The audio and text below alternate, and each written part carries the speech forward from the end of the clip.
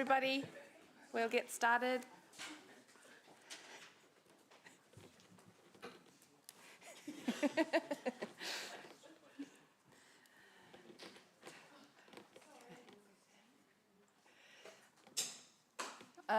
Good morning and welcome to the Community Natural Environment Committee. To open today's meeting, I'd like to welcome Mr. Noor from the Waikato Muslim Association, who will be opening our meeting for us this morning. Assalamu alaikum. Assalamu alaikum and good morning, everyone. Bismillahir Rahmanir Rahim. Alhamdulillahi Rabbil Alameen. Ar-Rahmanir Rahim. Maliki Yawmiddin. Iyyaka na'budu wa iyyaka nasta'in. Ihdina as-siratal mustaqim. صراط الذين أنعمت عليهم غير المغضوب عليهم ولا الضالين آمين. I'll read the translation. In the name of Allah, the most compassionate, most merciful. All praise is for Allah, Lord of the world, the most compassionate, most merciful. Master of the day of judgment, you are alone we worship, and you are alone we ask for help. Guide us along the straight path,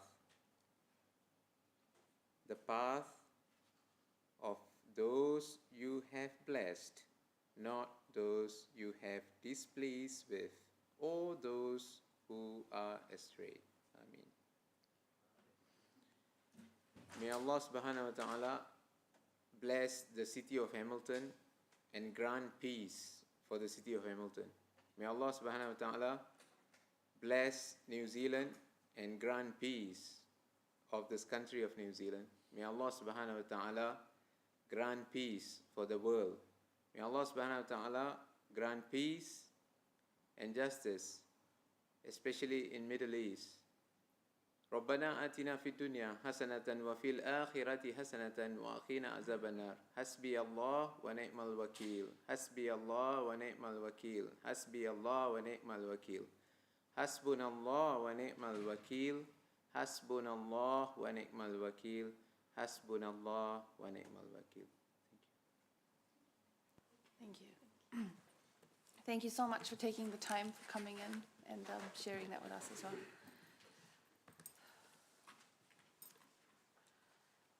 All right, so we'll move on to the apologies, and there's a few here. We've got full absence from Deputy Mayor O'Leary, Councillor Moko and Councillor Taylor.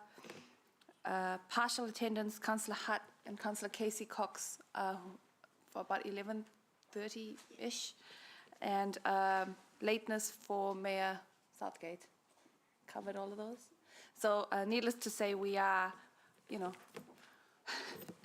we're on the edge this morning in terms of quorum, so we'll try and get through the meeting as promptly as possible. Confirmation of the agenda. Oh, sorry, I will move those apologies, and we'll have a seconder, Councillor Louise. All those in favour, say aye. Carried unanimously. Confirmation of the agenda. Just noting that there has been a late report on item 11, and that be accepted. On your notes, you'll be able to see it. This report was unable to wait for a future meeting because of the timeliness of the matter. So I will move the confirmation of the agenda, and Louise will second. All those in favour, say aye. Opposed? Carried. Declarations of interest, are there any? I'll just note that Goiko mentioned in it was attachment 4, but just a note, there's no conflict. Yep. That is noted. And public forum, we don't have any today. It's different for a community meeting. Item 5, confirmation of the minutes for the meeting 9th of April. I will move those. Louise to second. Any questions or comments? Nope. All those in favour say aye. Any opposed? Carried unanimously. Thank you. And we shall move to item number 6.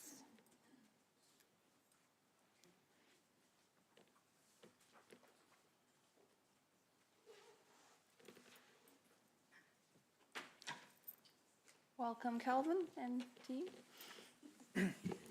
Thank you and good morning, everyone. Can I take this opportunity to introduce Claire Toko sitting next to me?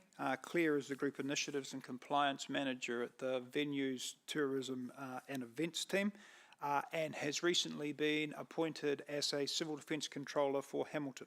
So it is my pleasure to be able to welcome her here and make the introduction. By way of a very quick background, Claire's had a long involvement in civil defence and has been involved with several deployments, including the Pigeon Valley fires in Nelson in 2019, Whakaari White Island in 2019, our COVID responses, and more recently the Westport floods in 2021. And Claire was the lead controller in our just completed exercise. So it's my opportunity to introduce her to you all and to welcome her aboard.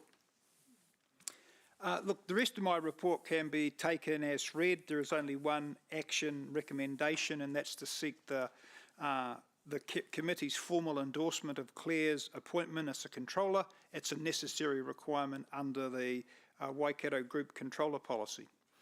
Outside of that, I'm happy to answer we're happy to answer any questions. Thank you, Calvin. I note there are multiple updates in your report, and it's written really well and quite thoroughly explained. Deputy Mayor is not here today, but I don't want to put you on the spot, Councillor Emma, but is there anything you wanted to add? Because I did note that you attended one of the exercises.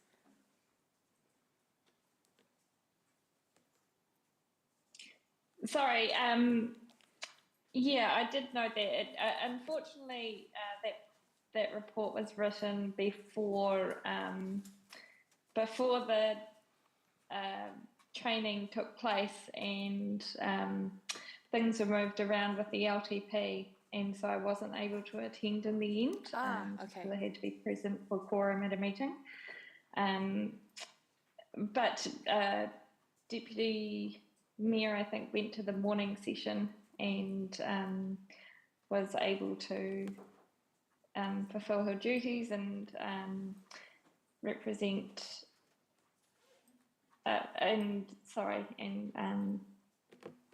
Yeah, she was able to attend on behalf of us. Okay, thank you. Were there any questions on this report? I will find the right screen. Councillor Thompson. Thank you, Chair. Welcome, Claire, and thank you, Calvin, for the report. I have a few questions in regard to the report. Calvin, I was interested in, firstly, just understanding in the LTP we funded some work around better understanding natural hazards, which I understand was seen as a gap in our current kind of knowledge. And could you please clarify what are the key hazards that funding would help us to understand, and then what gaps there still are in terms of resourcing and ability to understand other key hazards? Thank you. Sure.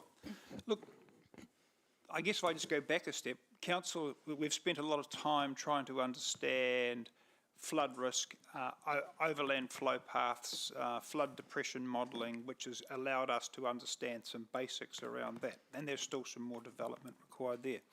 However, the number one risk that we assess here is in fact earthquake. And we have done very little in terms of earthquake research. And more recently, we've had the Kukutaruhe fault discovered under Hamilton, and there's some work we need to do to better understand that, the potential implications.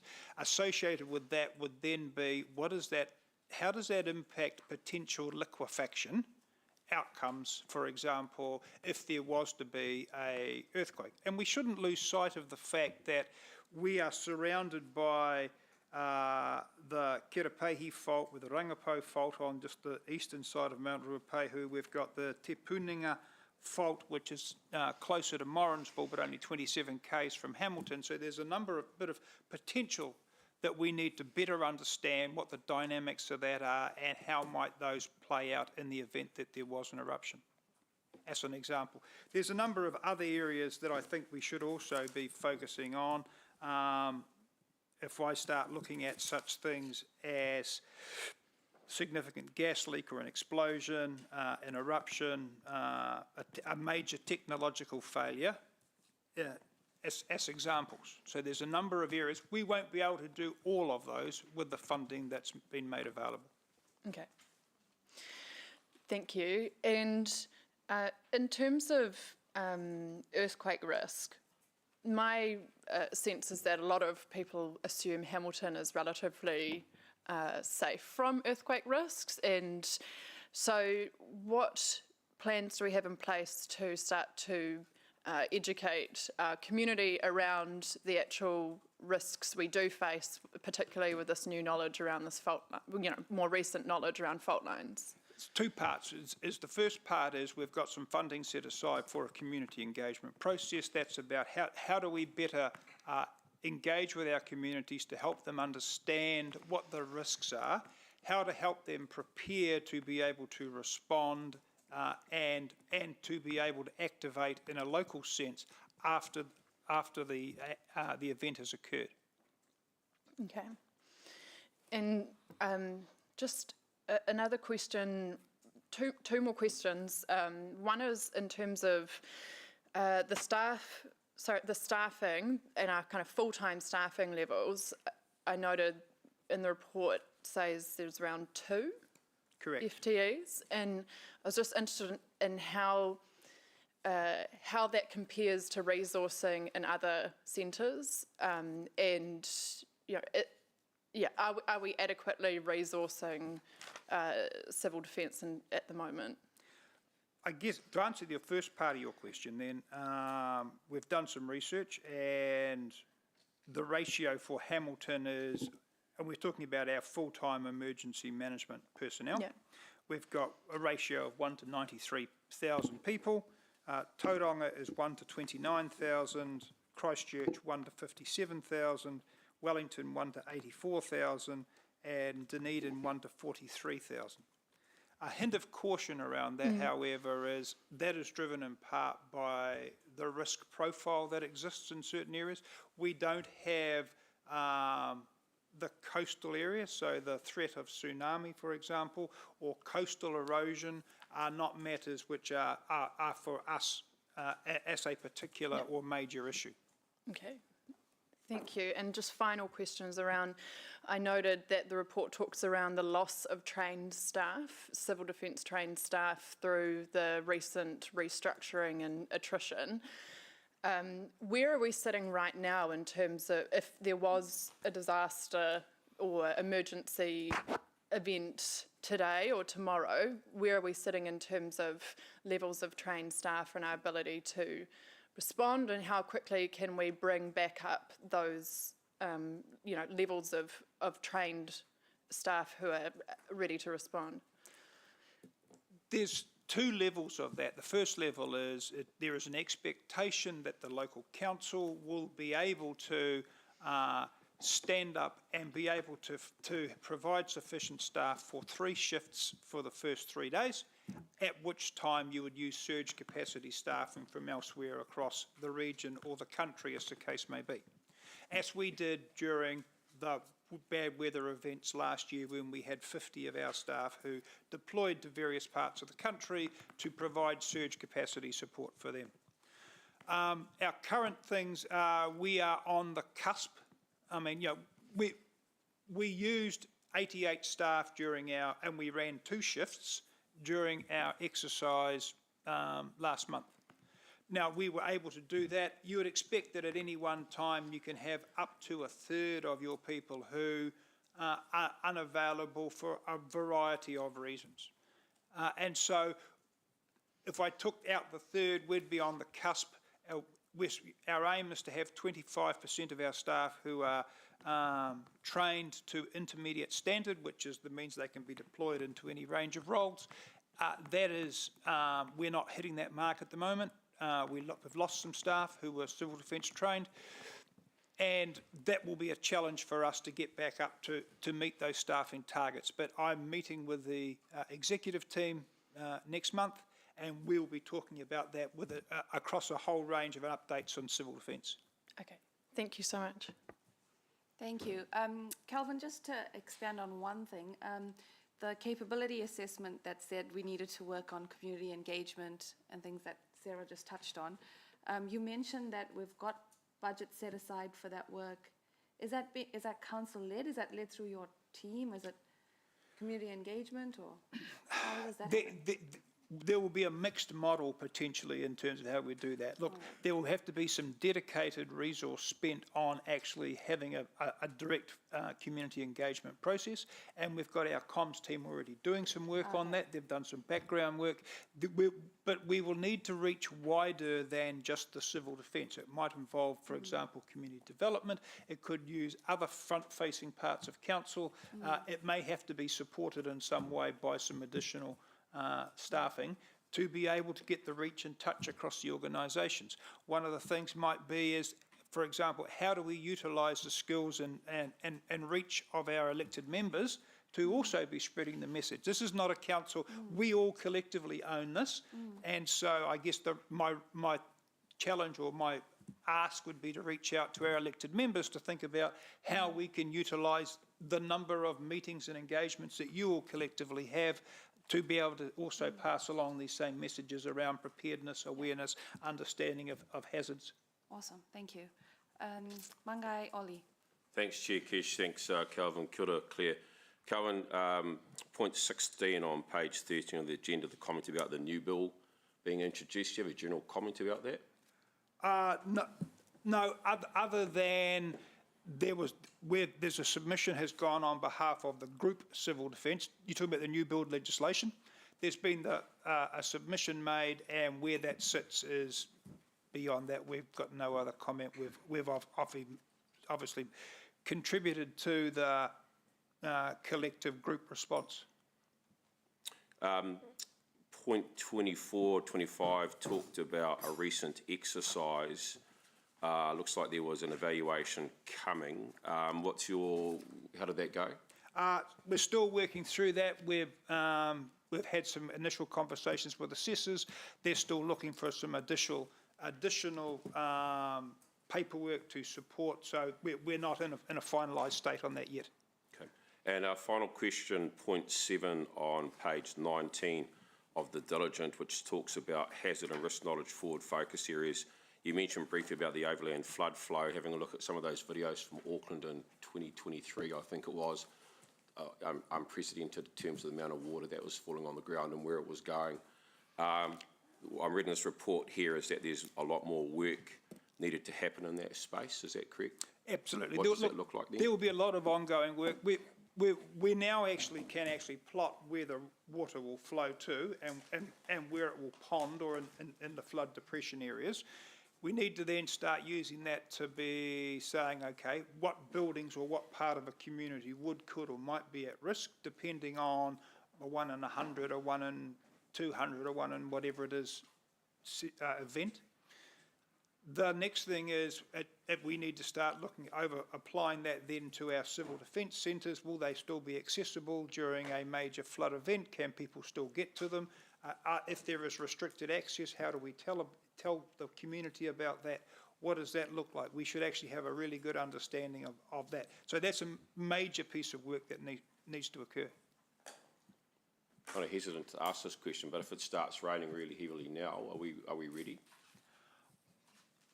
Ready is a relative term, and I'm not trying to be evasive. Yeah. There is that. I guess if I consider all of the reviews that were done into the Auckland event, it was an unprecedented rain event with the volume and the concentration of that. Now, if you'd said to me, how would we have gone, we would have been challenged, I'm sure. We are continuing, and there is a whole lot of learnings that came out of that, which we are trying to, to apply. It's clear if you look at the review into the government review into the response to the North Island severe weather events, Sir Jerry Mataparai has recommended some substantial change to the concept of emergency management as we have historically known it. So we're in for a period of change. That won't stop us still trying to be in the position to best prepare and respond in terms of Hamilton if there is a major severe weather event. Thank you. I'm happy to move the recommendations. Thank you. Question from Councillor Anna. Yeah, kia ora, Calvin. Just a question around, I guess you talked about community engagement, but just some of the feedback around Cyclone Gabrielle and the impact of iwi Māori and their role in civil defence. Would that come through our community engagement work, or is that already part of what we're doing? Again, sorry, I keep saying there are two parts, and there are two parts for that. There is some ongoing work that we're doing, firstly in terms of our response and how we engage mana whenua and mātāwaka into our Pouarahi roles within civil defence, so that we are getting quality collaboration and engagement right from the start.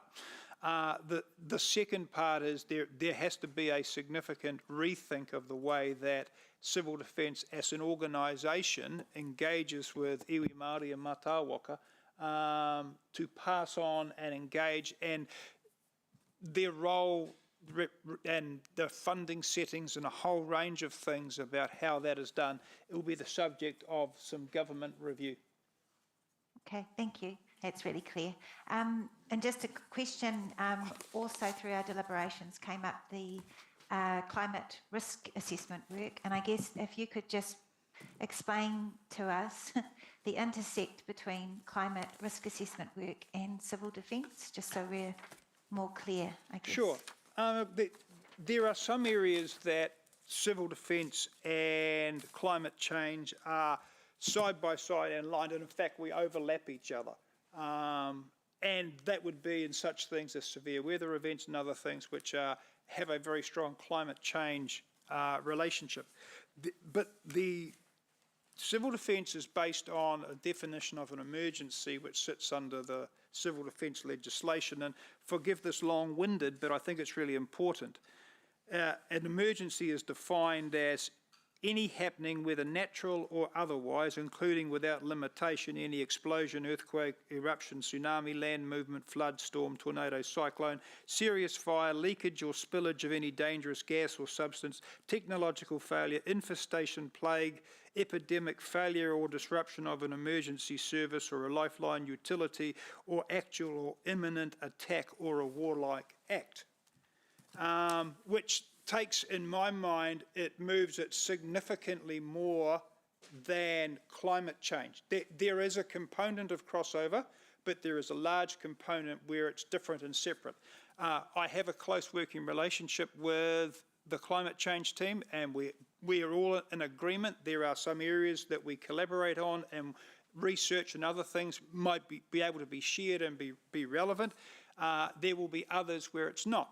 As an example, earlier this year we had a recent research partnership between Civil Defence and Climate Change team and the Waikato University to try and better understand the perceptions and levels of awareness around climate change, extreme weather and preparedness across the community, and particularly the difficult cohort for us to reach, which has been the university student cohort. Thank you, that was really good. And I assume that any education that we might do around civil defence could also potentially include that, that there is an aspect of climate in everything now that we're doing and including in civil defence. Would that be? Absolutely. There is a definite crossover, and there will be some interrelationships in terms of how we explain that and how we engage the community and how we do public-facing communication and engagement. Okay, thank you. Thank you. Councillor Wilson. Yeah, Calvin, thanks for your report. My question relates to trying to understand what specific initiatives you've been able to put in place to mitigate the likelihood of a flood event that happens to coincide with a seasonal occurrence such as leaves falling off trees blocking the storm system in a severe weather event. I'm not sure I can quite answer that. I'll try. And it's not what we do in the severe weather event, it's what we do beforehand. We have a bad weather readiness group, which I and the emergency managers manage, which is, I get multiple updates each day from Met Service around forecasting and what's due to come. And so we look at that, we go out to all of our what I call public-facing parts of council. That's everything from rubbish and recycling through to H3, through to our waters team, our city delivery teams, saying, "Hey, this is the forecast. This is where we're looking. This is early advice. We're going to meet on this, online. We're going to actually run through our levels of preparedness and awareness. We're making sure that we're doing remedial work. We've got additional arborists on call. We're clearing catch pits. All of the basic preparation stuff is undertaken as part of that." So are you aware whether or not we have a sort of a standing process that during autumn when the leaves are falling, that the clearance of catch pits, the doorway to our storm water system, is cleaned more frequently and cleared more frequently? My colleagues down the back who are knowledgeable are nodding, and so I am happy to accept that. Okay, thank you. Sorry.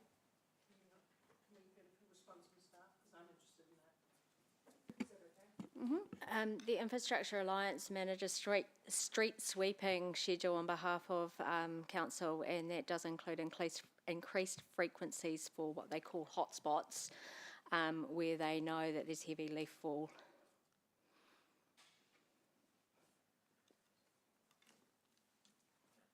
Is there more? Yeah, just a direct correlation between hotspots and a proactive strategy, that you coordinate that immediately with autumn. An observation is that we're not reacting quickly enough. So that hotspot list is over the autumn period. It's specifically timed to coincide with autumn or leaf fall, which does move slightly depending on what the weather's doing. So leaf fall technically happens in autumn, but if we, like this season, we had quite an early cold spell, which had a big leaf drop. Some seasons where we don't get that initial cold spell, the autumn can go on or the leaf fall can go on for longer, but the schedules are coinciding with that leaf drop. So just to tie that up, Maria, you're saying that we're flexible enough to move with the weather patterns? Yeah, and to Helen's point, I think we can take a staff action to provide you some more specific information on what that looks like. As I said, it is managed by our transport team. That'll be quite good. Yep. Thank you. Councillor Sarah, you had a... Thank you, Chair Kesh. I was just going to ask whether maybe through a staff action we could consider an opportunity to just go through the basics and get a broad understanding of the key risks for Hamilton in terms of civil defence, because the only briefing we've had was in regard to flooding and things post the Auckland floods, and personally I'd find it helpful to really understand those broader risks and which ones we see as the highest risks, and just to get a greater opportunity to ask questions. So I don't, that could be a briefing or a workshop part of this committee. I'd leave that to you, but could we take that as a staff action? I'm actually scheduled to have a briefing update with the executive team early next month, so potentially follow after that. Include the bit you shared about what you'd like elected members to do or what our role would be. That would be quite good just to cover off in that briefing as well. Cool, thank you. Got all of that. Mayor Southgate? Picking up on the low-hanging fruit of the leaf litter, sorry, I have to go there. Madam Chair, you talked about the flexibility of contractors, and I'm just wondering with the Antenno app and the agility of our contractors to respond when a dump, because like you're quite right, depending which way the wind blows, it either blows into the gutter or blows off somewhere else. Is there a flexibility to respond for the contractors, because it's contracted out? Can we find out about that? Because I suspect, sometimes the drains do sit blocked up for some time. So I'm asking if there's a way we can slick up that responsiveness. Can we talk some stage then about our approach to trees in general? Sarah will be happy about this. With we need to have a think about mature trees and other things and replacements and so on. The other thing is that I actually, thank you to the team, because I went out and I cleared the gutters in front of my very leafy suburb, in front of my downpipes, and then 2 days later they came and swept the whole street. But I don't mind, because I think it's I do my part like we used to in the old-fashioned day, go out and do your little bit out in front of your own property, right? I wonder if we can run a campaign. I'm not suggesting that people have to get into the gutters. It's not safe necessarily to be in the street bending over either. But can we do something? Because Ewan's right. It's a matter of timing. They block up. If the bad weather comes on top of that, that's triple bad luck, right? But maybe it doesn't and they blow away again. It's hard to predict those kind of natural emergencies, right? But I see people, even in my neighbourhood, I won't going to dob people in or anything, but who get their leaf blowers out and blow the entire amount of leaves off their section into our system, which is the reverse of going out there and picking them up in a neighbourly fashion. It actually exacerbates the situation. Campaign? Yes, can we do an education campaign to I'm get... getting the question out of your... Oh, sorry. Is that...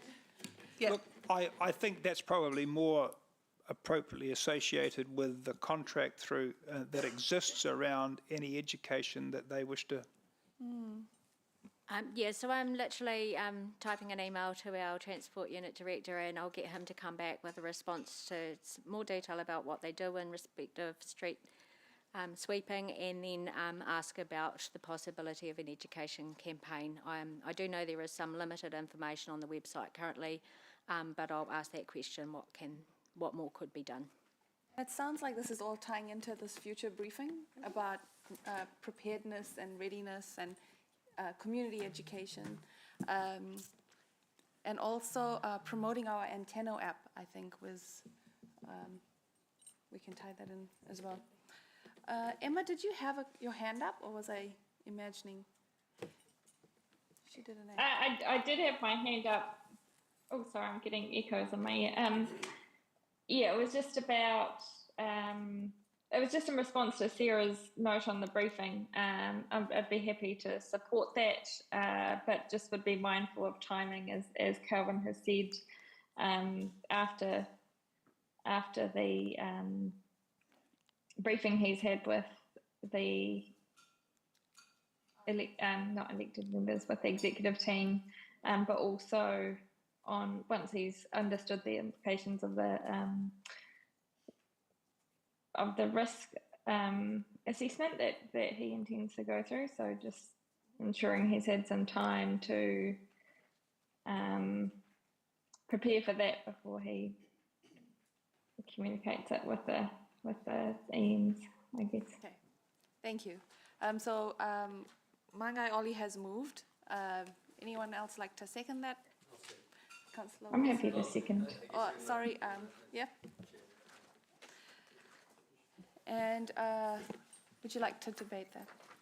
Not so much debate. Yes, look, I think there's a lot to prepare therefore, as Calvin said, there's a range of emergencies that we have to prepare for and get ready. The report obviously outlines some of those key tenets of being ready, learning from lessons learned from other emergencies, having trained staff, those staff exercising standard operating procedures to deal with emergencies when they happen, and surging our staff forward to get real-time experience. And we've seen more and more emergencies around the country where our staff are going forward to support other regions, which is good to support, but also for them to get experience and bring that back.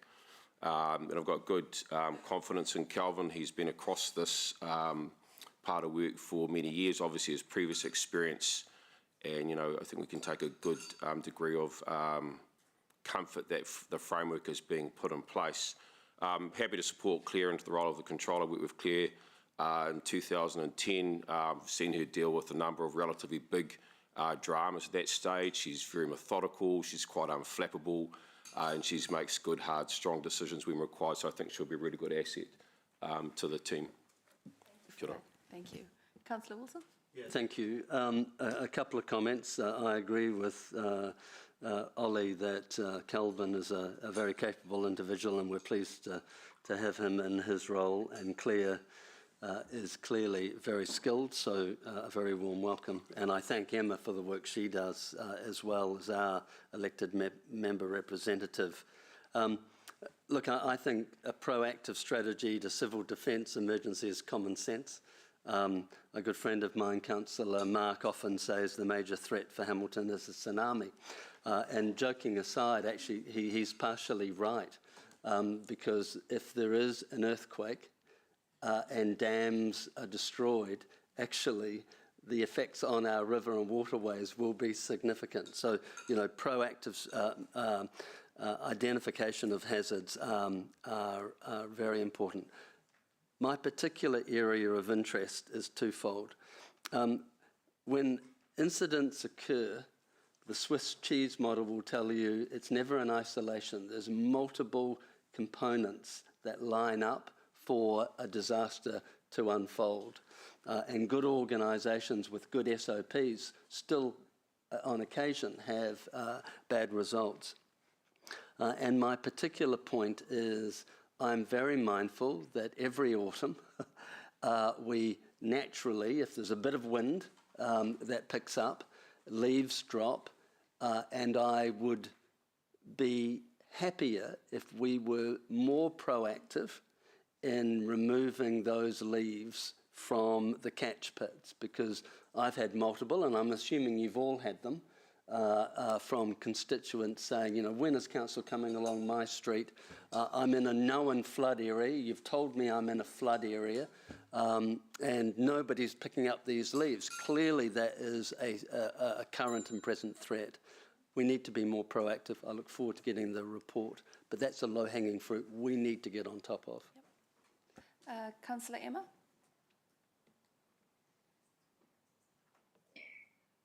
Thank you. Yeah, look, none of the information in the report is really new to us. We know that there are risks to Hamilton. We know that there's a lot more work to be done in our readiness and preparing Hamilton for a civil defence emergency, and also understanding what the risks are. And some of that has been funded in the LTP, and that will help advance us in our scores. But it's really the basics, and there is more work to be done. So I'm thankful that we do have the funding to help us get under the way, and look forward to making some progress in this area. But we are, as many of the others have said, are lucky to have Calvin and the team, the civil defence team, because he's a subject matter expert in the area, and works really hard to on really a smell of an oily rag. And I'm also happy to have Claire on board as well. I think she'll be another asset. So yeah, I just think there's more work to be done, and support the briefing as well. I think it'd be good to bring everyone up to speed in this area. So thank you. Thank you. Mayor Paula. Thank you. Endorsing the comments that colleagues have made around Kelvin and Claire and so on, and I actually want to support what Emma just said in terms of we have been very good with our CDMG responses since I've been here. Excellent. And we often step in and help other areas of the country, which is another part of our work. When they're affected by an emergency, we're there to support them in numerous ways with our staff, our expertise and our resources. It always concerns me, this area, because what the most recent disasters did show is it always comes down to your ability to find the resource. So it's not how clever or well prepared your people are within the system, it is the resource. So I see that we're at approaching the 80%, but we've still got a percent of threshold, but we are still got a little way to go to get there. And I do think Hamilton should be an exemplar. We are one of the safest parts of the country, but we can't be complacent either. And just in those small matters, we got all talking about leaves in the gutter. But the reason that we talked about leaves in the gutter is because safety is a system and all parts have to function. So the leaves in the gutter don't matter if there isn't a flood at all. They're a nuisance. You might be a bit slippery and people don't like the look of them, but they don't matter. But in a flood, they do matter. And you just don't know when one of those is going to land. So taking on board what Ewan said, it is actually really important that all parts of the system function and people understand as a community what they can do to limit the risks in their area. And so without saying to people you should be out in the gutters picking up your leaves, there's a whole bunch of community awareness of the things that impact on the systems that keep you safe and your property safe that we need to talk about. Thank you. Thank you. Councillor Sarah. Thank you, Chair.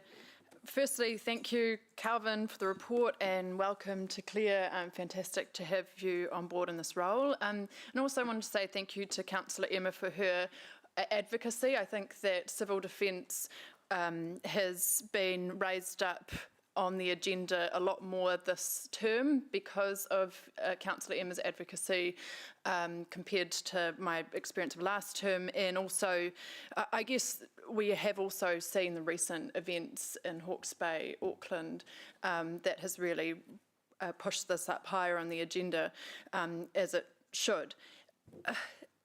I had some concerns in actually reading this report, and when I realised we only have 2 full-time staff for a city of 180,000, so 1 staff member per 93,000 residents, and I think while taking on board the comments that we don't have coastal risks, I would like to better understand whether this is actually adequate.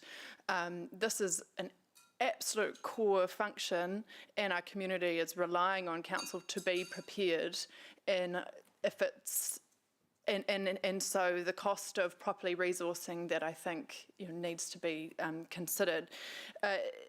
In terms of, I also was concerned to see the impact of the recent restructure and of attrition, and then the loss of civil defence trained staff.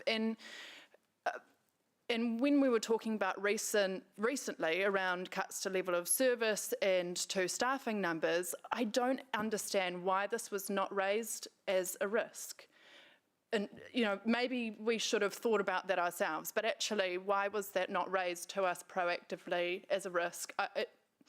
I think that it would have, that would have put us in an even worse position to be able to respond readily to an emergency event. And so when we're thinking about that, we do need to think about our core role and our staff's role in an emergency, and how we impact on our ability to respond.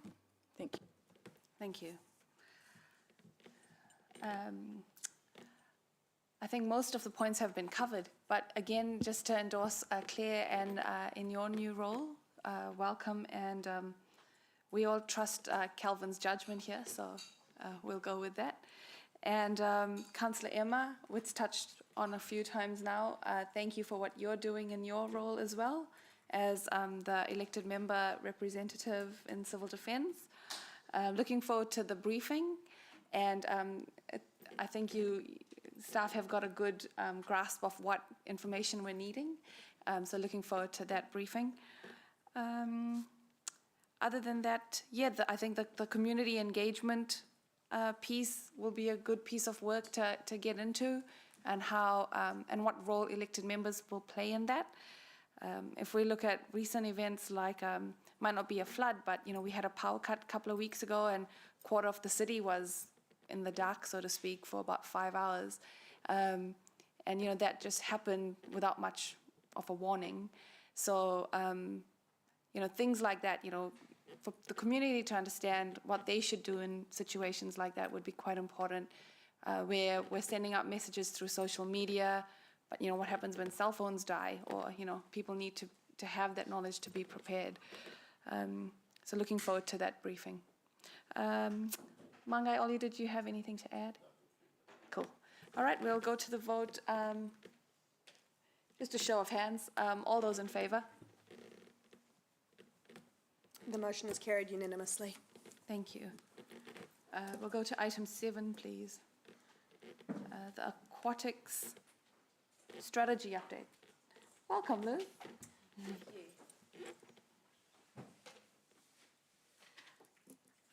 Kia ora koutou, elected members. My name is Liz Can, and I'm the Aquatics Director for Hamilton Pools. Our year in review for aquatics has many highlights. I think it might be a distant memory, but it was a hot summer, so that meant lots of people came to the pools. Gallagher Aquatic Centre especially had a real lift in attendances, which was really pleasing to see. And our partner pool providers also communicated that they had a really busy summer.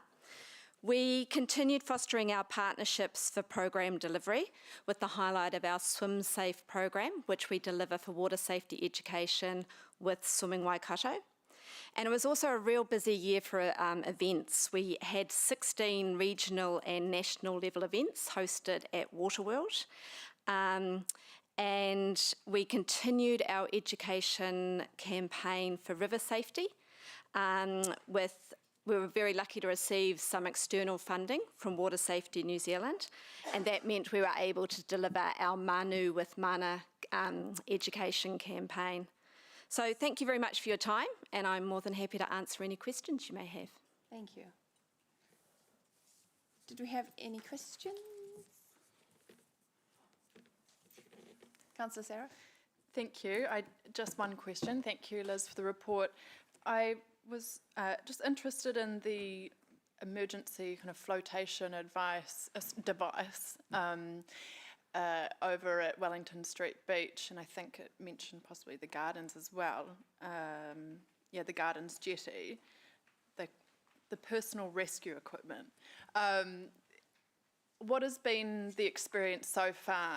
Has it been vandalised? Has it been used? I was just interested because it was something elected members did ask about a little while ago. Interested. Thank you. Yeah, good morning. I can answer that one on behalf of Parks and Rec, who installed those devices. We did have one instance where the devices were vandalised and disappeared. They turned up later. We had a spare on hand in any case. So pretty good considering they were out all summer. There could have been a lot worse. We wouldn't know if they were used, right? No, there's no way of... They're there in case. It's not locked or anything. No, they're available for people to use as needed, when needed. Yeah. But we didn't have any monitoring because you just don't know if and when they'll be needed. And just tying into that, the river safety patrols, it was quite impressive. I mean, the report did touch on no drownings, and what you think would have been the key factors that contributed to that. So do you think those river patrols helped? The safety patrol? Really, what we do, or everything we do with water safety, is education. And having City Safe there, being able to stop, mitigate risks, chat to people. What might seem really obvious is often not obvious. We're very communication we have within our facility is always make sure you've got a under 5-year-old within arm's reach. Stop and think before you jump into the river. So it's all about that prevention, which City Safe would have contributed. I think it's really difficult to say if there's, what the correlation actually is, but what we have been able to use the river safety officers for, aside from just providing surveillance, is to provide some feedback on behaviours and stuff that we've been able to respond to. So that's really informed. Like, we've got new signage up at places where people swim. We've got the rescue equipment. So we won't have the river safety officers going forward, but we've been able to implement a number of factors. We've done some outreach into like the settlement centre and in different areas as well, and increased our water safety focus at the pool. So a lot of a multifaceted approach, and so we'll see how that continues into the future. Okay, cool. I don't know who was first, but Councillor Anna. Kia ora, thank you, Liz, for a great report and good news. Just a question, Councillor Emma and I went to the Waikato Refugee Forum's board meeting as part of the LTP consultation, and they put forward the request, I guess, that we look at women's only swimming and make that more possible. And I just wondered, is that something the staff are working on, or is that a staff action we would need to request? Thank you. Yes, I'm happy to report that we are working on that, and we are looking at introducing a time for women and girls at Waterworld in our hydrotherapy pool. So it's a nice private space once a week. Oh. Yeah. Awesome, thank you. That was it. Councillor Maxine.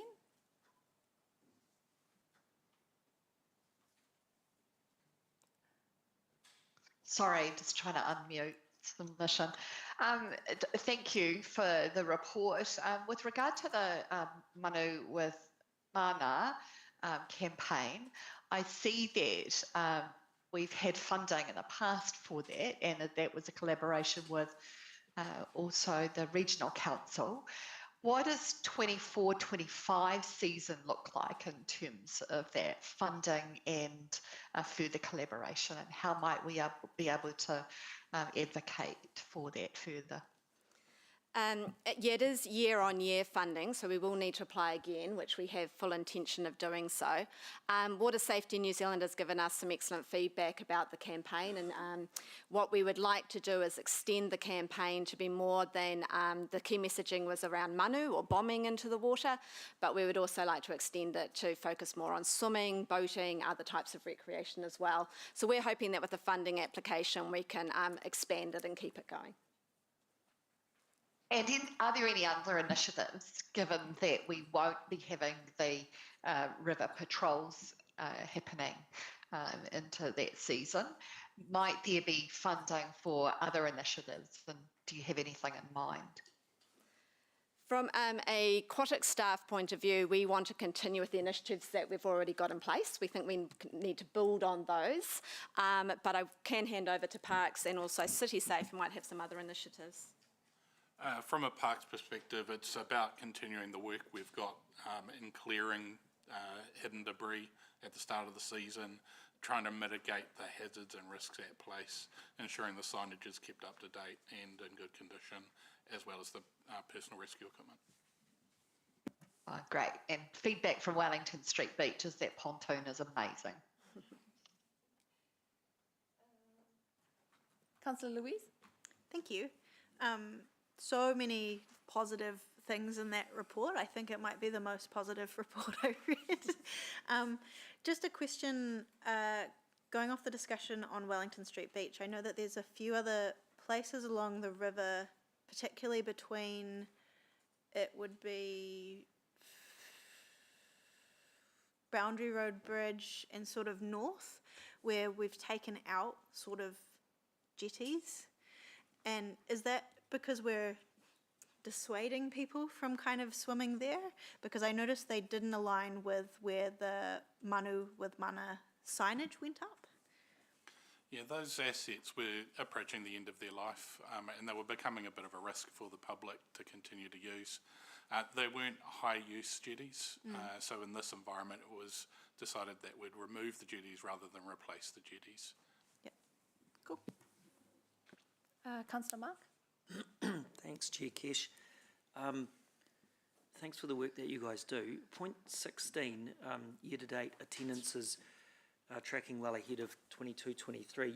You raise a point in there about we're not going to meet the long-term plan target of 500,000. And you say, largely due to the unforeseen closure of Waterworld in July 23, to undertake essential maintenance on the facility and plant. So I've got two questions. What is, if it's essential maintenance, is it forecasted, or was it an emergency maintenance? The reality is we do try to bundle together all of our maintenance into a project, and with the ageing facilities and an ageing plant, sometimes there are some things that are unforeseen, but largely the closure across July was the upgrade to the boilers and some electrical upgrades. From what we mean by unforeseen is even though the maintenance might be scheduled, the understanding around how to implement that requires the detailed project planning. So quite often we don't know if we'll have to fully close the pool or partially close or the term of that. So yeah, so even though the maintenance might be scheduled, there are always some unforeseen elements to how much of a closure we have to do for a maintenance project until we come to that project. Okay, thanks. And I can see further on in the report where I read you talk about the extra events coming, but what else are you going to do to plug the gap in the... Reaching that number of events really puts Waterworld at capacity for events. If we hold a major event, it means we pretty much have to bump something else. So we're always very mindful of, making sure that we're still got our access to the public and play, and that we're still able to run our learn to swim lessons. So it's always this really careful balancing act. I think that reaching that number of events is pretty much full, apart from perhaps a little bit over some of the downtime right now with winter, where we proactively reach out to the sports codes and see if they can reschedule things in to those quieter times. So that would be a way of bringing in more people to plug that gap of whatever number it was that we're missing out on. Yeah, definitely. Okay. Also, just about that, that's quite a stretch target for Waterworld. We actually haven't reached that number for a period, like even before COVID. I don't think we were at 500, but it was where we wanted to get to from a revenue perspective as well. So it is a bit. So we're actually really pleased with the numbers given the closure, and we're expecting, and we're trending up. So we haven't had these kinds of figures for many years. I think it was only about 70,000 short, wasn't it? The forecasted number. Yeah, and the update as of today, it's we're at 450,000. Yeah. So yeah, Okay. it's a pretty good result. Yeah. Oh, good stuff. Thanks. Mayor Paula? Thank you. Given the regional council has a responsibility for navigational safety, and especially in natural water bodies, do they contribute in any way to some of these river safety initiatives in terms of funding or resource? In terms of funding, no. But we do have a group that meets a couple of times a year, which they come along and represent, contribute to the discussions on what we're doing around river safety, but not particularly in terms of And no staff funding. resource either? Apart from that? No staff resource. So that was funded by Water Safety New Zealand, and we did work with the comms teams at other councils and things. So the staff resource in terms of they pushed out the campaign in their areas as well. Yeah. And they have, just I would be interested to know, they used to have one,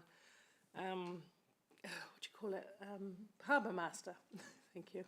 Think about that. Along the Waikato, Cambridge, Waikato to Ngārawahia stretch. Is there still only one for the whole of that area? Can we find out? Because it is related. They're the people who oversee the safety of activity on our river, right? Yes, and the harbour master attends the group meetings with Sport Waikato as Is it well. just one? Can we find out, Thanks. please? The other thing is, in terms of revenue to the pool, that tension between classes versus events. I presume that classes, including baby learn swim classes, are the big revenue gainer, and the events less so. Yes. Yeah. Is that part of is that factor into the balance that you create, or? Yes, it does. But a regional or a national event, we will always try and make it work. It might just be logistical things, such as moving all of the classes to a different pool, or, every event we try and work, how do we manage to achieve everything? But yes, our main revenue generator is our Learn to Swim and our gym memberships. So partner pools are they an important part of that then, if you're trying to move activities around to different pools? Or is that just for recreational swimming? Yeah, mainly for recreational swimming. We definitely refer people over there, especially when Waterworld reaches capacity. It's very difficult to get people to agree to travel elsewhere if they're wanting to continue their activity. They generally would, decide to not attend Learn to Swim for that week. But we always do make it work. It's just a bit of, logistics on where to move people. So when we're talking about other pools, we're talking about the various pools within the facility. Yes, yeah. And the upgrade of the pool that we did a number of years ago when I was in your role, Kesh, was to provide a national standard of swimming. So, because we didn't have that ability to host any of those national events, do we know or understand what economic benefit we get from being, in fact, able to accommodate those high-level events? Or how many do we get of those? So Swimming New Zealand events. Yeah. We have attracted more because of the changes that have happened, and that you're talking about was around 2018. But I couldn't break down for you exactly what at this stage, we'd have to come back with what the economic benefit is. Could I have a look at and see how that's trending? Because we invested a lot of money into the pool to make it standard, right? I just would like to understand if it's delivering. Last question, promise. In terms of, the fact that we're financially constrained and we've got an opportunity in the north, plus we had opportunity with the university, plus we had an opportunity with the girls' high, plus we potentially had an opportunity with boys' high, all these kind of deals that we could have. How are we going in terms of increasing our quality aquatic space? Is anything going to yield any fruit from any of those discussions, or where are we heading with that? It all requires quite significant funding to increase water capacity, but there are a number of opportunities, but we would need to do further feasibility and it would need to be funded. Yep. Yeah, are there any external partners interested, because we were going into that area? They're interested, but require funding. Funding for the operation or for the No, CapEx? and for the so that if you take the university pool, it's an ageing asset. So at one stage the university wanted to vest that to us, but they don't have funding to upgrade that pool. So they did say that might after the PAR. Have we gone back to them? Pardon? They did say once the PAR was finished that their next thing. Yeah, would we've had extensive discussions with the university in recent times. Yep. That's my sigh. Thank you. Councillor Maxine, did you have another question, or is that an old hand? I did, just on the back of Paula's question, in terms of partner pools. Your report talks about further work around that. Are you able to give us any kind of update on progress as to where that may have got to with other maybe schools around the area that might be willing to take up that model? Yeah, aquatic staff have reached out to Hamilton West and Peachgrove Intermediate. At this stage, we're expanding the program. I think it's important to realise, Councillor Maxine, that we would need to increase the partnership funds to take on further schools. Yeah. Yeah, thank you. Okay, I think that's it for questions. I'm happy to move. Who would like to second? Councillor Mark. Thank you. Thank you for the report, Liz. And like someone mentioned, it was good to have some good news, in particular around Gallagher. And it's noted, the amount of activity and activation going on in that facility. It's obviously working. And, you know, Councillor Anna and I often visit community houses, and they all speak quite highly about our aquatics provision. There are also a few niggles in that we don't have, as a city, we don't have the public transport part, you know, correct yet. Because I do know, you know, to get from places like Enderley to Waterworld probably takes an hour and a half and 2 buses. So, you know, simple things like that that we still probably need to work on. I also note that our sauna steam rooms will be fixed soon. So there were quite a few queries from the public around that. And of course it is revenue generating, so it'll be good to have that back up and running as well. Thank you. Councillor Mark. Great work from the team in the aquatic strategy area. Love seeing all this positive stuff come through. Wouldn't it be lovely if we had a massive pool of money to be able to put more into it and, you know, really drive growth in this area, which is quite vital to, you know, health and well-being of Hamiltonians all around the city. Great work on the events. I was actually lucky enough to hand out awards at the Waikato Swimming Awards ceremony last year, and it was fantastic to hear their feedback on how much swimming has grown, you know, over the last little while as well. So, no, I just wanted to lean in and say thank you very much for all that you do, and it's a wonderful part of our job that we get to look across. So, thank you again. Thank you. I will go online to Councillor Anna. Yeah, I just want to quickly say thank you in terms of our staff's commitment to continuous improvement and to always looking at the issue of accessibility. I also just want to note too the, I guess the value of our community development team in terms of listening to our community and bringing the issues that they hear back into the team and relaying that. It's almost like it actually relieves a lot of work that elected members are tasked with to advocate as well. So I love the way that team works and facilitates our connection to community and our ability to be responsive. So I just wanted to note that and thank you for that. And also noting the value, I guess, of the discount through the community services card that's been offered to families, and again, how that's increased accessibility to our pools. So yeah, just a note of thanks and well done. Thank you. Councillor Louise. Thank you. Yeah, like what Councillor Anna said, I think that the aquatics team are absolutely smashing it. But I also wanted to just speak to the community services card discount, because reading how many families, it's 575, by the way, families. Like that's huge. And I remember when we debated on putting in the discount, and I remember saying that this would be huge for people's ability to access the facilities, and then to just have those numbers, I was just like, wow.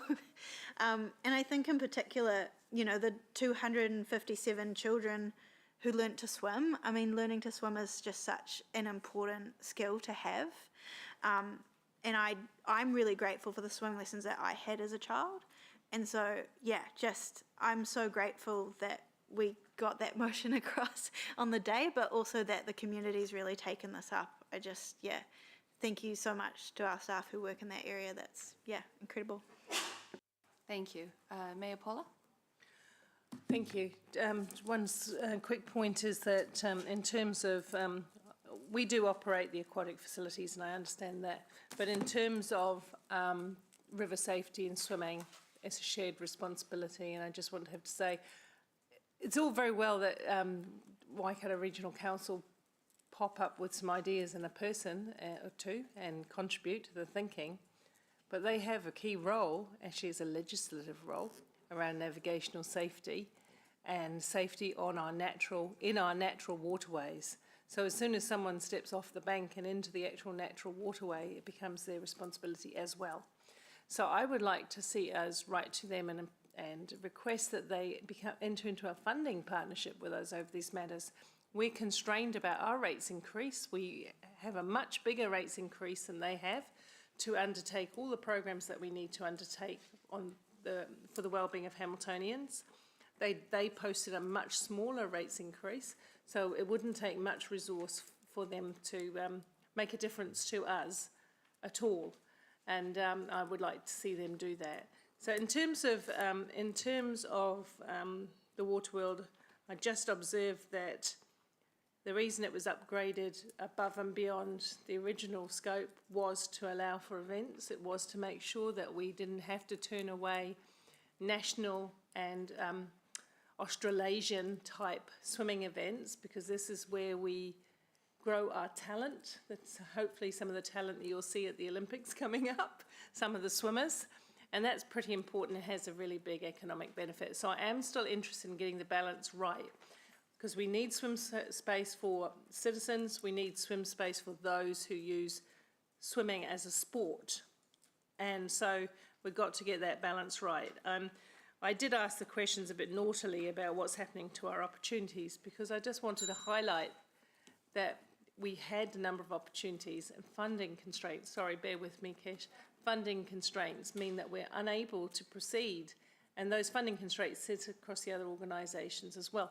But we are critically short of aquatic space, end of story. We need more, and we need to keep thinking smartly and cleverly about how we find those next opportunities. Big city, need more swim space on the east in particular, and we have to find a way to do it. Thank you. I just wanted to add to literally to what Mayor Paula was just talking about in terms of aquatic provision across the city. We've had audits carried out in partnership with Sport Waikato, and it's out there black and white for us to know how short we are in swimming space across the city. So it's great to see the numbers in the report, but also to keep in mind that there is a shortage. And the community house visits I touched on, in particular, one community house who actually said, you know, we love going to Waterworld if we can get in over the summer, because you're at capacity, and that's just the way it is at the moment. So I don't know what opportunities are out there, but I know that the staff are working hard to find those opportunities, but also work through different funding mechanisms to make it happen. So thank you. We shall go to the vote just with a show of hands, please. All those in favour? The motion is carried unanimously. Thank you. We're going to keep going on to item 8, please. Our open spaces strategy update. Good morning, Chair and elected members. My name's Luke Archibald. I'm the Parks and Recreation Manager. This update is the first update for the revised strategy for open spaces. I am available for any, I'll take it as read and am available for any questions you may have. Thank you. Did we have any questions, Councillor Anna? Just quickly, Luke, you're going to know I'm going to ask about it. In terms of, I know we've got the lake included as a blue open space. I just wondered if you might update the council a little bit on some of the work that's happening there. Yeah, absolutely. So currently we've got some capital funding to do some work in improving the water quality at Lake Rotorua. There are 2 key actions being funded through that capital funds. One is to install enhanced monitoring equipment in the lake. So this is live data capture rather than monthly grabs. This will be enhanced in regards to what we are capturing. And the data, once we baseline for 12 months, will help inform future mitigations and investment decisions. So good data, good information enables good decision making. The key for good data is also making sure that any actions we do take going forward, we are well informed to minimise the risk of unintended consequences, which is possible when you are playing with the lake to ensure that its quality is improved. Second action is we are working with our transport colleagues on the stormwater catch pits that feed into the lake. About a third of the phosphorus loading that goes into the lake, which is what contributes to our algal blooms that we're experiencing, is triggered through phosphorus, and leaf matter going into the lake is a third of the contributor. So we're working with our transport colleagues. We're funding the installation of essentially these filters. Those filters have a win-win scenario where they will capture the metal contaminants off the road, but they'll also capture the leaf litter as well. By reducing that down, we reduce that proportion of phosphorus going into the lake and hopefully reduce the amount of algal blooms we get, increasing or decreasing the risk for our community when they recreate on the water. That's the two actions. They are currently underway. We're hoping that the work will start early July in regards to the catch pits, and negotiations are just finalising now for the contract to do the enhanced monitoring equipment. Great. And there's a planting also, isn't there, on the 3rd of August? Yes, our Natural Areas team are supporting Whakamanaki Rotorua to do a planting around the lake. So it's the opportunity is to do some targeted planting in the riparian margin with the intent of essentially helping with the filtration, but restricting some access points to the lake as well, where you might feed the birds and encourage the birds to stay, which again is another third contributor to the phosphorus loading is through the geese and ducks. So we just want to target reduction of those sticking around as often as possible. Thank you. Thank you.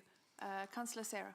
Thank you, Chair. I've got two questions, and I don't want to dwell on the first one too much. So I was just going to ask, could we, in terms of the water quality issues at Lake Rotorua and that's what we call it, right? At the lake, and the feeding of ducks and Canadian geese and all of those issues, could we have just maybe at a future opportunity a small amount of reporting on what opportunities we could take to further address that issue? Just, I don't want to get into it now, but just, yeah. So the waterfowl? Yeah. Yeah, so I guess there's some mixed feelings on the waterfowl. Some people love the ducks and feeding them, others don't. We do have some monitoring underway where we're trying to understand where they go from the lake. So we've had some of the geese banded. That's given us limited results. Unfortunately, they go all over the place and the bands get lost. We wanted to understand better where they go so that we could then target where they are, not on the lake, which is a popular residential area. Yeah. Okay, I won't go into it further at the moment, but I'm a frequenter there, and there's some interesting issues around the waterfowl. In terms of my other question was around the opportunities for park connections. Councillor Mark Bunting went on about it last term, but then we never funded it. And I'm just interested in, firstly, what do we still have all of those maps with those opportunities sitting around in terms of using our open spaces to provide better walking, cycling, scootering connections? And secondly, is there any potential for Waka Kotahi funding if there's support strategies around transport, or do they just say nah because it's not in the road carriage? So luckily we've got a transport colleague in the room that could answer that particular part of the question. The first part, I guess you could highlight the Nature in the City app as a wayfinding app, which enables our community to find their way through our parks to different parts of the suburbs, as well as promoting why we're doing the native restoration we're doing. So it's a double hit opportunity. We recently had the creator of the app come back up to look to add some more of our native gully areas into that. So Manga Noa being one of them that was recently completed, getting those GIS'd and put on as an opportunity for wayfinding and exploration.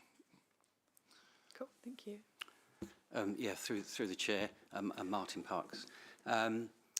Yes, we can unlock some funding potentially from Whakatahi. I mean, it's going to be tricky under this current government with, walking and cycling funding, we know that. But through our biking and micromobility business case, we actually identify those opportunities and links through green spaces and parks as part of the overall biking network. So they've accepted that as part of our biking network.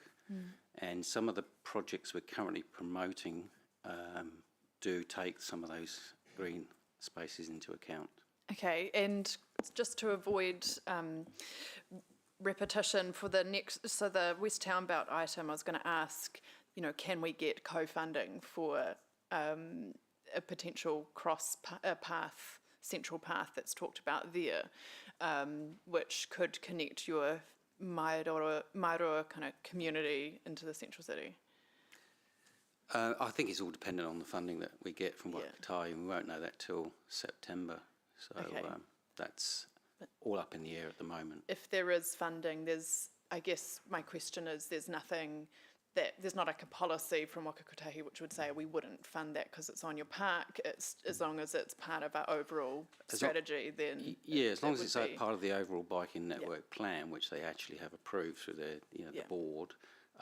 Currently, we are focused on some strategic routes, and that's where they put some of the pre-implementation funding. So if we get any construction funding, they'll want us to focus on those strategic routes first. Okay. All right, thank you. Thank you. I just had one small quick question around the trials for the no-mow areas. You touched on the positives. Will we be repeating that next summer? I believe so. The NOMO was a success in regards to providing greater opportunities for people to recreate, to do different things. And there was no additional cost for doing that. Okay. Thank you. No more questions. Anyone? Oh, yes. Hello. A late one, and if I may, I'd just like to return to the Lake Rotorua Restoration Project and to acknowledge Councillor Anna for the leadership she and her team are providing in this area. If I could just come back to your comment about the waterfowl before, to what extent would you say that the contamination, I mean, I realise it's probably hard to break it down into components, but we've got the leachate coming down from the roads. To what extent would you estimate that the waterfowl contamination is part of the current pollution issue? So the advice from the consulting expert we engaged to provide us with that detail broke it down into essentially thirds. So a third from the road and the stormwater catch pits, a third it's existing in the lake already, so there's sediment, and a third from waterfowl, fish, pest fish species and the like. Right. So are there, and I'm not sure if this is what Councillor Sarah was alluding to before or not, but are there humane ways of permanently deterring some of the waterfowl? Well, because nobody wants to see a large culling program, but if it's going to be very difficult to achieve the restoration, I mean, it's a great dream of mine to see it happen. Are there humane ways of perhaps So we've instituted providing some sort of permanent culling? Sorry, not culling, deterrence for send them somewhere else, find a new home. So we do have one example that we put in recently as a deterrent. The geese were landing at one of the platformed areas where the boat, model boat user group goes, and that thing was covered in poop, basically. We put in place some structures that deterred them from wanting to land. So essentially, you've got a band, and it makes it so that they can't land there easily. And so they've gone away from that spot. So we can continue to do exploration around those sorts of approaches, as well as other methods to deter them as well. But you've got some constraints in what you can and can't do within a busy urban area. Yeah, no, I appreciate that. Yeah. And thank you. And I do wish you all the luck and success in the world. Thank you.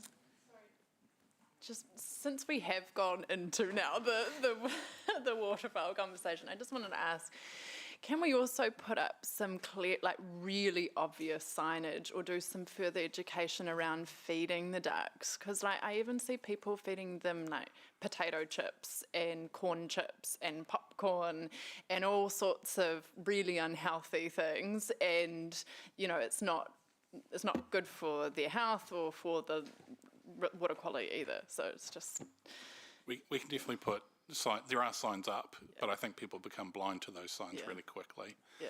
We can look to renew those signs with a different look to promote visibility again for a time. That would be excellent. Thank you. Mayor Paula, was that a question, or you want to move that, or? Just one quick question. So can we include, beyond signage, a social media kind of campaign? Kids being the most amazing ambassadors for change behaviour for their parents. They'll be telling them you shouldn't feed them popcorn. Can we do something? Because we did once when we first... Anyway, I've moved it as well. Thank you. I don't think there are any more questions. Thank you, Luke. Mayor Paula? Oh, and I can second that. Sorry. Oh, thank you. Just to say congratulations on the good piece of work. It's nice and simple to read. I like that you can kind of get to things in a short space of time and understand what we're doing.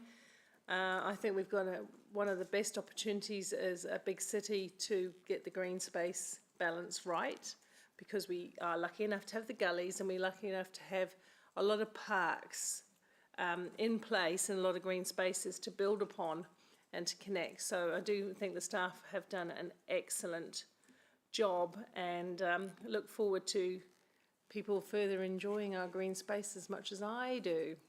Thank you. Any other speakers? Nope. Oh, yes.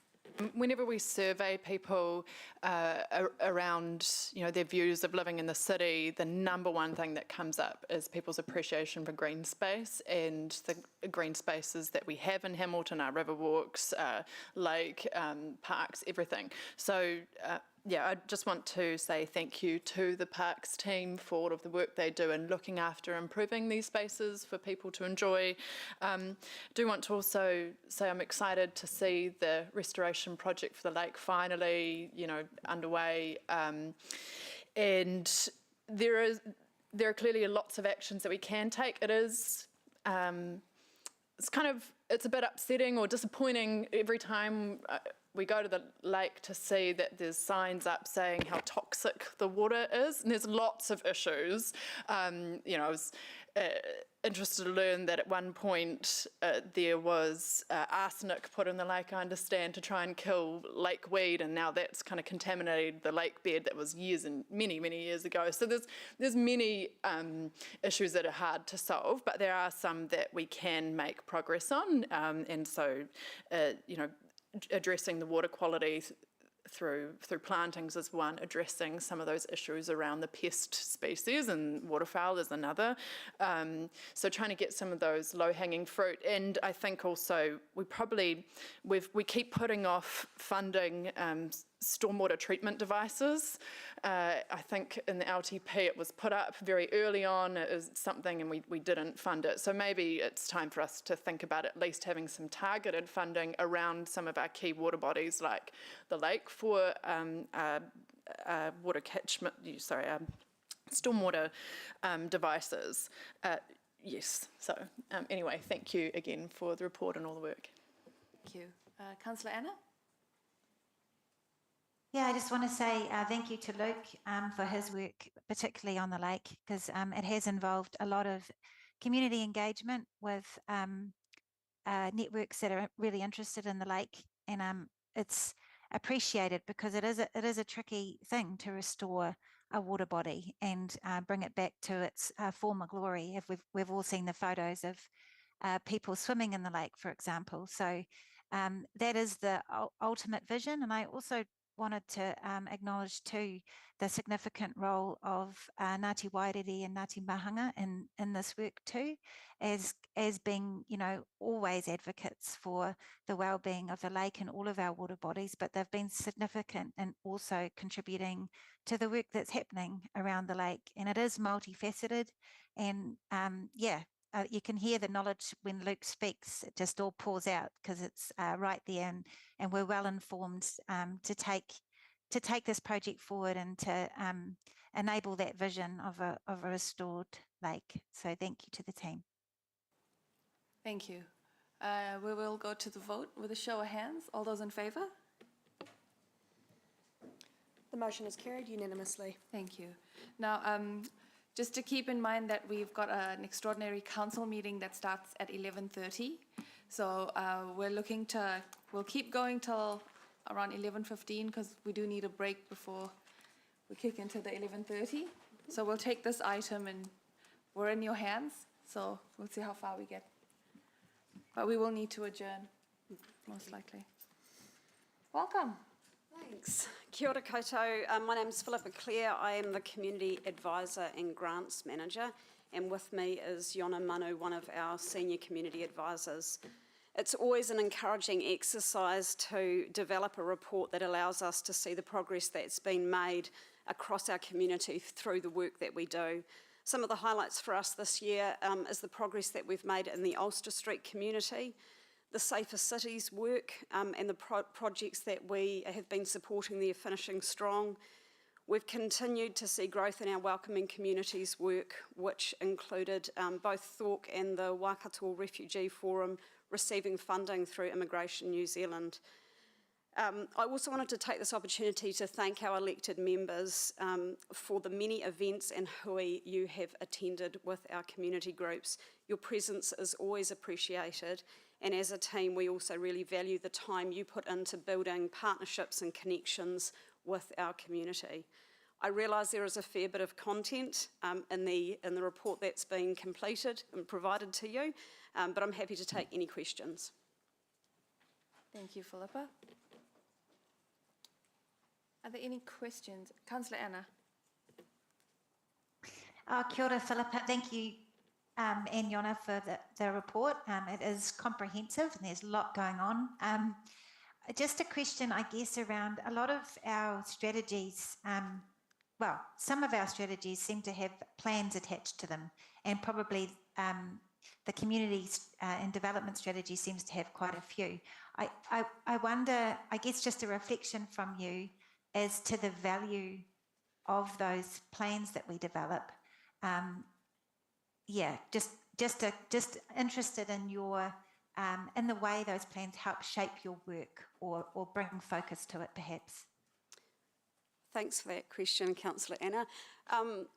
Our strategy, although strategies are often quite high level, the outcomes within there and the goals that have been set do allow considerable focus for our team, and the plans add to that. So there is, I guess, for me as a manager, I'm quite driven to deliver on the actions that we have committed to, and our team have aligned the work that they do to those action plans, to what we have committed to our community, because we've gone out and asked our community to feed into those plans, to feed into our strategy, to confirm that we are focusing on the right things. And so as long as they remain up to date and in line with what our community are asking for, we see considerable value in those plans.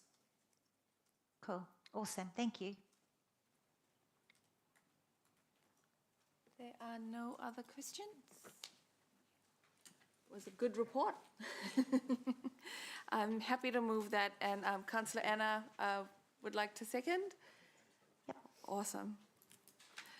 I want to just take an opportunity to thank the team, our community and social development team, who in my mind are our local superheroes and seem to appear in every part of the community and have a hand in shaping what happens out in the community and also bringing back information from all the different sectors out there. So thank you for what you do. And we are stronger for what you do, honestly. The community grants, it was good for to point out that, you know, council gets about $25 return for every $1 allocated in the community. Just wanted to highlight that. With your network meetings, I know elected members try our best to get to those, but we often don't get there. The recent one at Hukanui Marae was amazing. And I think it was something like 50 different groups attended that hui, and it was incredible just to connect and network among that crowd. So thank you for organizing that as well.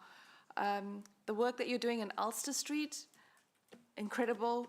To see the play trailer being used in a really constructive way as well. I think it was something like 270 odd people that I might have read that wrong, that interacted with a play trailer, something so simple, but that would bring so much joy to so many people.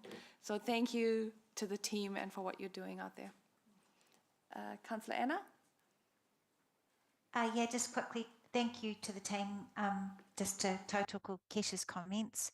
And the reason I really asked about the value of plans is because sometimes you know, there is the question around the value that they bring, but I think when you work in the community and the work can be so extensive because the needs are huge and the demands are great, plans help to bring some focus to what we can do.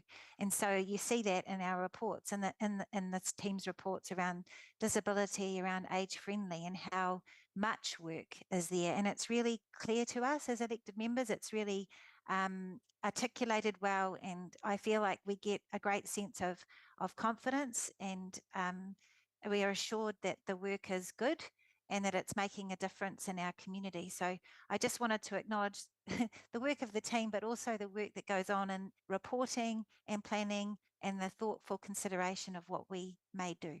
Thank you. Councillor Louise? Thank you. I just want to speak to the age-friendly component. I'm sure you're all shocked by that.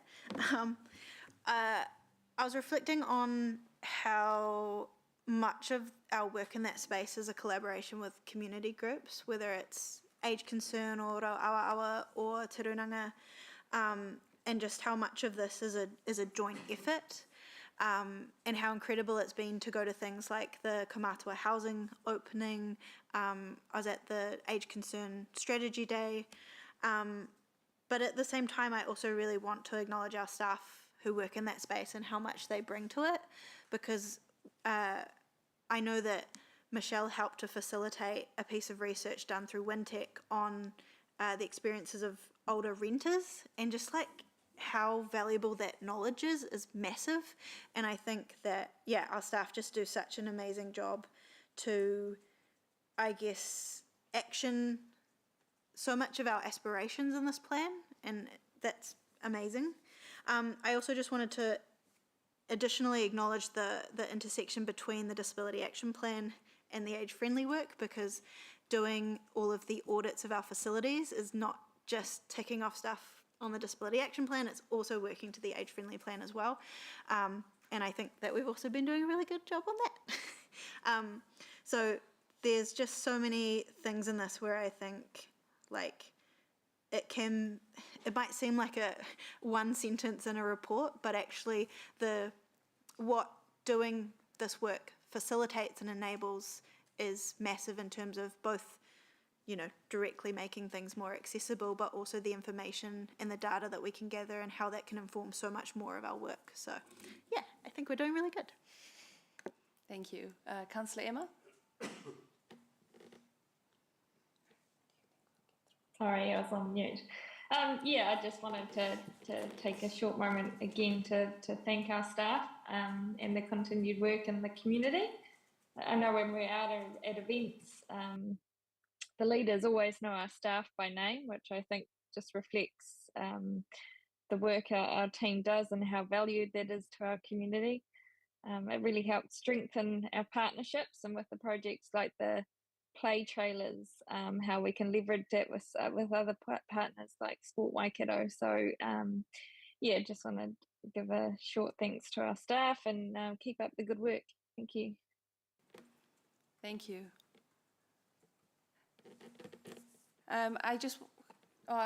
Councillor Maxine?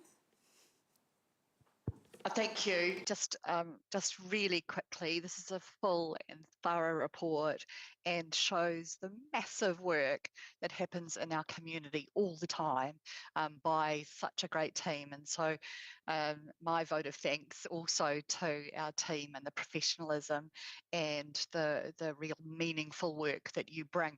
During the long-term plan, there were several groups that came in and submitted to us around Kai and about the need and the growing awareness in our community about some of the scarcity, but some exciting things that they wanted to be able to achieve and do. And I note that there's a huge amount of work that we're doing in there, not necessarily about providing it, but about coordinating it. And I just wanted to recognise and acknowledge that work from our great team.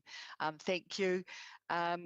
There was a suggestion that we should have a Kai strategy, and maybe that's something that we can think of in future years, but perhaps in a way about how we can coordinate all of this excellent work that's happening and highlight it again. And I see that there will be soon the release of some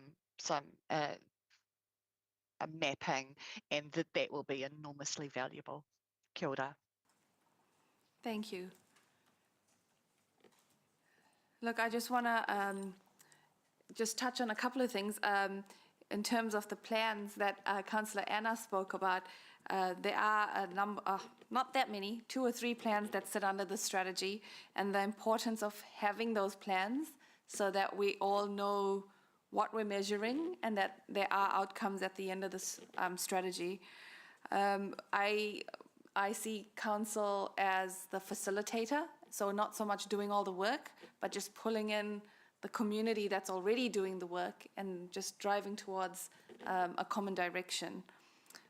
So the welcoming plan, the age-friendly plan, and what we're talking about soon, the disability action plan.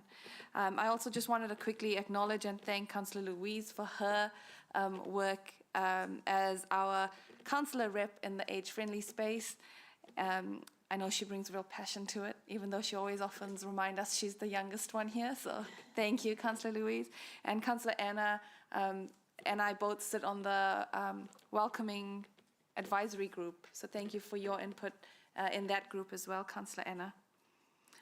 Quickly, 10-second mention to Jovi, who's at the back there, our ethnic advisor. I just wanted to quickly thank you, Jovi, for what you're doing in that sector. We know there's 160 odd ethnicities, and there's not a single event where I don't see you or know that you've attended. And I know that the community really appreciates your input and your guidance in that sector, so thank you. And we shall go to the vote with a show of hands. All those in favour? The motion is carried unanimously. Thank you. I thought, can we do it in 5 minutes? But no, it deserves the time it deserves. So we shall go to a break and adjourn, and then come back to full council, and then continue. Yeah, 11:30. I have to leave at 11:30. May I make the most briefest comment on item 10? Sure. I just wanted to say on the Disability Action Plan update that we had a councillor from Nelson come and visit us to look to us as inspiration on their work in the disability sector. So I wanted to acknowledge that. I know that our staff have been looking to other centres to see how they're doing things, but other places also still look to us. And I also just wanted to additionally acknowledge the overlap between the transport upgrades and the Disability Action Plan as being quite a significant piece of that work. So when I'm often harping on about how important transport is to disability, I think it's really clearly outlined in that report of how those intersect. So just wanted to say that very quickly. And thank you for your work that you're doing on behalf of council there as well. We shall adjourn, and we'll come back with Mayor Paula in this seat at 11:30. Yeah, thank you.